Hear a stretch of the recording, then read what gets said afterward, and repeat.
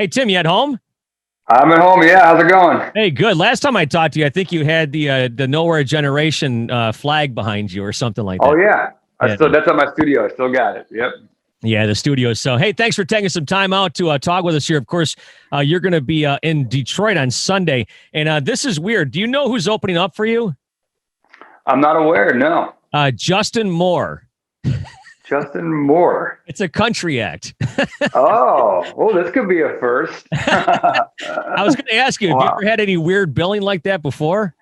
Oh my gosh, yeah. So like, it's funny you say this. The show that comes to mind, it was a festival in Memphis, I want to say, and it was Rise Against opening, the Cult playing after us, and we're all opening for the Steve Miller Band. Oh, is that right? Yeah. And I remember just thinking like, how did this happen? But it actually was really fun show. And Steve Miller came and watched our band play, and we talked to him afterwards, and he dug it, and we got to talking about guitars, just kind of nerding out about guitar player stuff, and he started showing us all of his instruments, and like they were really cool. He had these great stories. He's a crazy collector, and so sometimes like bills like that, you never know what's gonna happen. Yeah, I was just telling Alyssa that, sometimes I wake up in the morning and the things I do, and it's all of a sudden it's like, holy God, I just got to do that. And you could, it's funny you mentioned Steve Miller because like he could knock on this door right now and I'd be like, who is this guy? Because I don't even know what Steve Miller looks like. I didn't either. It was like I took my guitar player, Zach, who's kind of like, Zach loves like all music. His dad was a radio DJ, knows everything. And like he was like, that's Steve Miller. Like he's watching our band play, he's hanging out. It was like, whoa, this is kind of amazing. So you gotta love those moments when they happen, right? So how much of a guitar nerd are you? How many do you collect guitars? Do you have some cool ones or?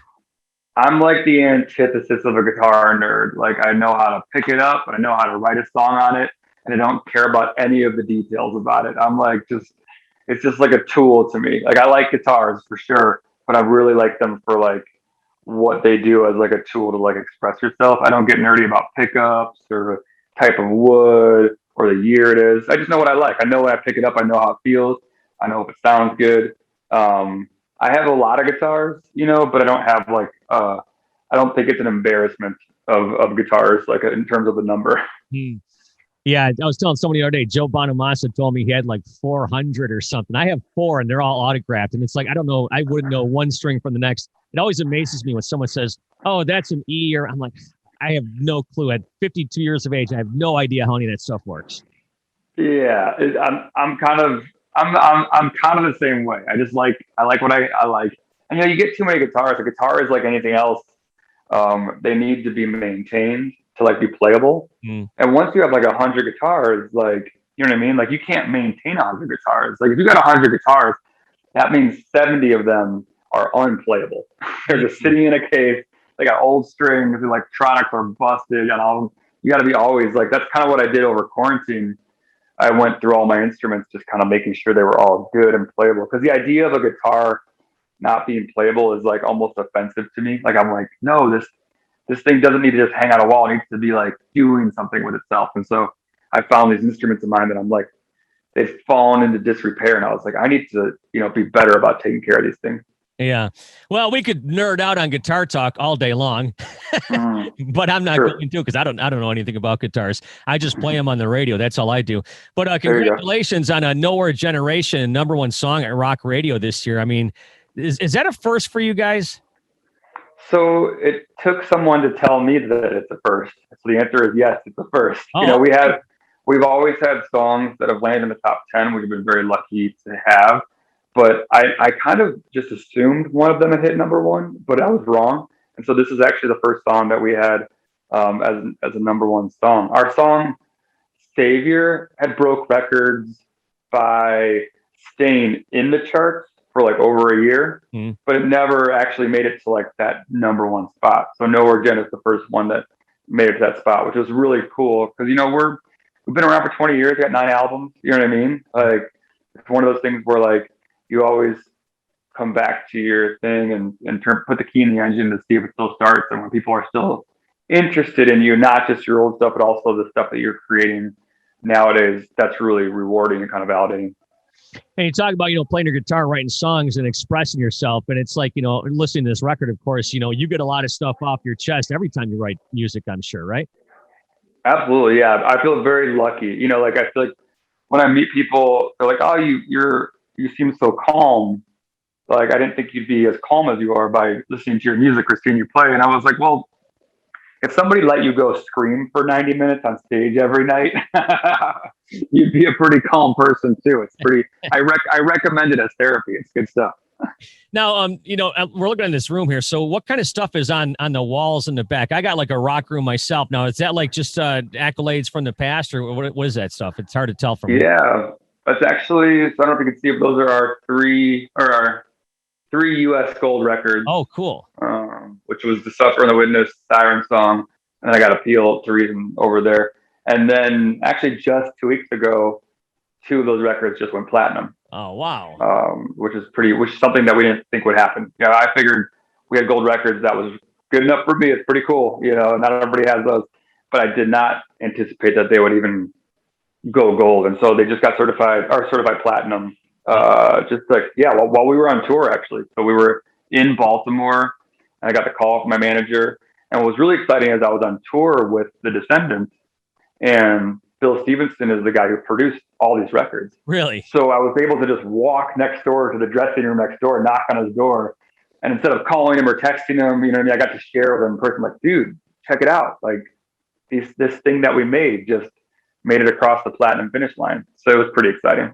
That is really kick-ass. Yeah, I've got this rock room at my house, and I tell people all the time, the reason I have it is because one day my kids were going to be 18 and 20 and think I'm a complete loser, and I'm going to say, look, I met and I got to hang out with Metallica or something. So you tell your kids to go in your room.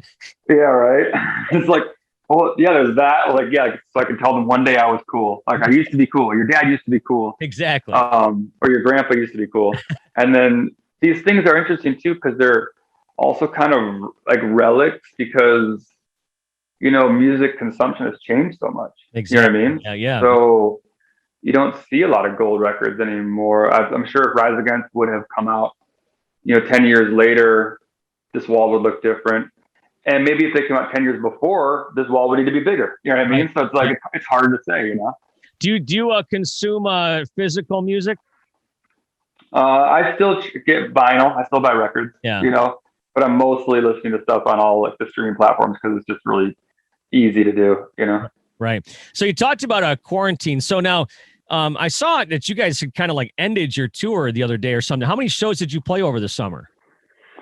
We made it from the beginning of the tour to the end of the tour, and played all the shows, which was pretty amazing. So we did like how many shows? Like 20, maybe. We preemptively canceled one show in New Orleans because it was a time when there was a lot, like really high infection rates around that time. And there was the kind of show that was going to put the rest of our tour in jeopardy. So we did shut that one down. Apologies to New Orleans. Hopefully we will get back there as soon as we can. But aside from that, we played about 20 shows starting in New York City, actually starting in Cleveland in like a little bar for like a pre kind of show warm up, and made it all the way down south across Texas, Arizona, into California, and then made our way back to Salt Lake City, St. Louis, and we ended the thing in our hometown in Chicago last Saturday night. So it was I'm still on that high right now. Like, it was a pretty good feeling to actually have all these shows happen. Crowds, people showed up, all the bands played, nobody got sick, which was kind of amazing. We beat the odds, you know what I mean? It was pretty cool. Yeah, because a lot of bands, from all genres are having to, shut down tours and miss dates here and that. So what kind of things were different for you touring this time around? So I guess like we try to be smarter about our downtime, you know what I mean, in the time that we were away from the tour. Because on the tour, we felt pretty safe. Every single band on the tour was vaccinated, and every single local venue we hit, the staff to be there needed to be vaccinated. Otherwise they couldn't work there.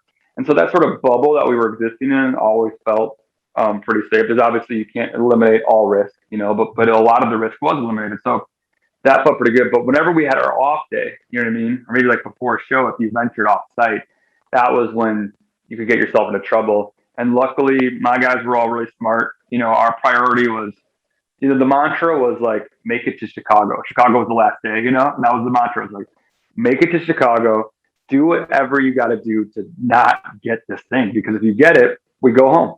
We go to the airport tomorrow, we shut it down. And I think everybody took that seriously. We were us, the Menzingers from Philadelphia, and the Descendants, and everybody really. I think everybody just was like so happy to be on tour again after such a long drought of shows. Going to every single venue was incredible because people were emotional at the venues. They were so happy to like be doing what they do, whether it's security or a vendor or the will call. Everybody was happy to have their venue like back to life, and so everybody was willing to do whatever they needed to do to make sure that it wasn't just that show that was going to keep happening, but it was the next show and the next show and the next show. And so that's kind of, I don't know, I chalk it up to a little bit of just pure serendipitous luck that we like made it from point A to point B, and then a little bit of everybody being pretty like responsible and taking care of ourselves and taking care of each other.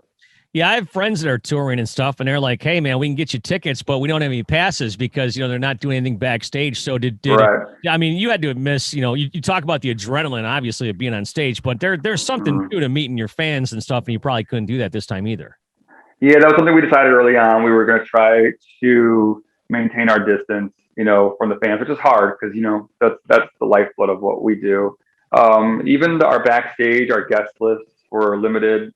There were some pretty lonely dressing rooms, just like the four of us staring at each other, but we knew it was like for the greater good, and in the end, I think it paid off. So this was a different tour. That's why I tell people like this was different than any other tour we had done before, because it was more of like a momentous occasion, a little more of a triumph. So like the return to live music, you had to be a little more careful.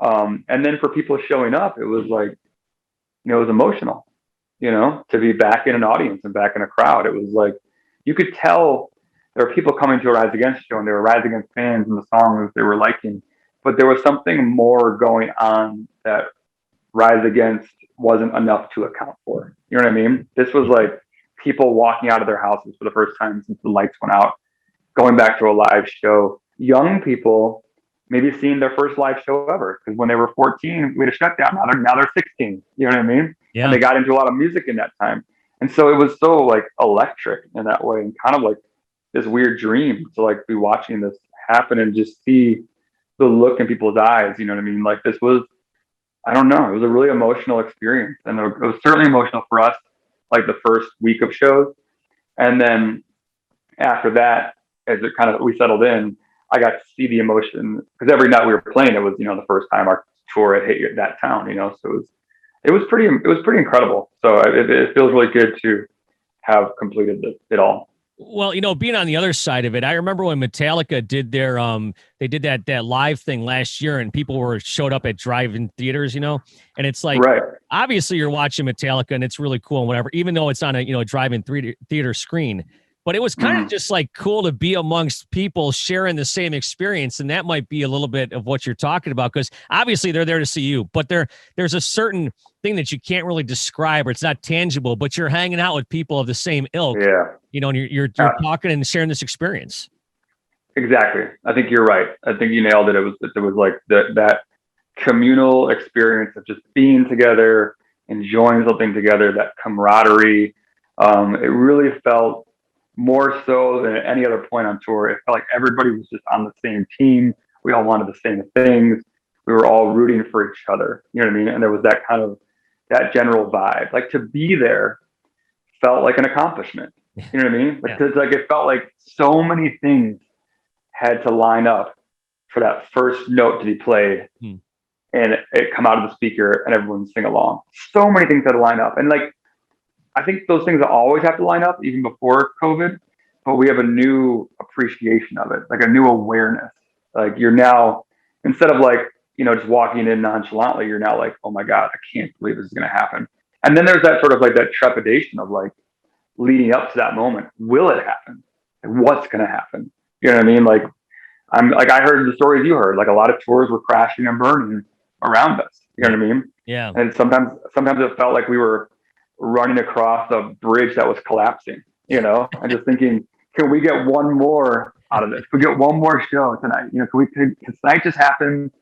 And then we'll just worry about tomorrow. And that's what we did every day. And somehow we made it to the finish line.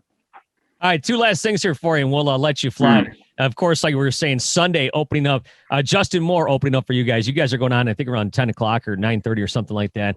We'll post all the times on here. First of all, have you had a chance? You said you guys are kind of sitting around and just staring at each other. Have you got a chance to like work or write any new material? Yeah, we've been still cranking away on some stuff, and we would love to get some new material out there. Hopefully soon, you know what I mean? Because we're already thinking about like the next chapter of Rise Against. So yeah, like there's a lot of, just even for us, like finally being back in the same room, like we've missed that kind of energy and that chemistry. And so it's been fun to kind of channel that a little bit. And last thing here for you, I posted this on my Facebook and Twitter and stuff yesterday. A question for my listeners. Best and worst part of your job, and you can't say the worst part is talking to short DJs from Detroit on Zoom. So outside of that, what's the best and worst part of your gig? Oh my gosh, I mean, it's all really good. Like I feel very lucky to do what I do. I mean, the best part is like I'd say the travel and meeting people and meeting fans. You know what I mean? Being introduced to like all different walks of life and getting to see the world. And how we are different, how we are the same. It's like it'll change your perspective. The worst part, I guess, like the worst part is if you're ever not 100%, like the amount of pressure it is to like perform that night. You know what I mean? Yeah. Like most nights you feel great and it's all good and the whole thing is just a lot of fun. And then, you can't really. There's not a lot of calling in sick out here. You know what I mean? It's like there's a lot riding on you walking up to that microphone, like no matter how you feel, so luckily that doesn't happen very often, but when it does, it can be just like, it can be the worst feeling. Yeah, there is a lot of pressure, and it's kind of funny how like some of these tours have been canceled because the singer has COVID, Paul Stanley and, Lee from Pop Evil and, all these singers, it's like, that maybe they're, cause they're closer to the crowd. I don't know what's going on with that, but it seems to be the way now. So. Yeah, I don't know. I was thinking the same thing because I was watching, Jonathan Davis and Corey Taylor, and I was like, wow, this is happening to singers. Like, we got to watch out. And I was also thinking, like, I don't know. Like, I wonder if singers feel the symptoms like early on, because if like, I haven't had COVID, but like from what I understand, it's like an out of breath thing. You know what I mean?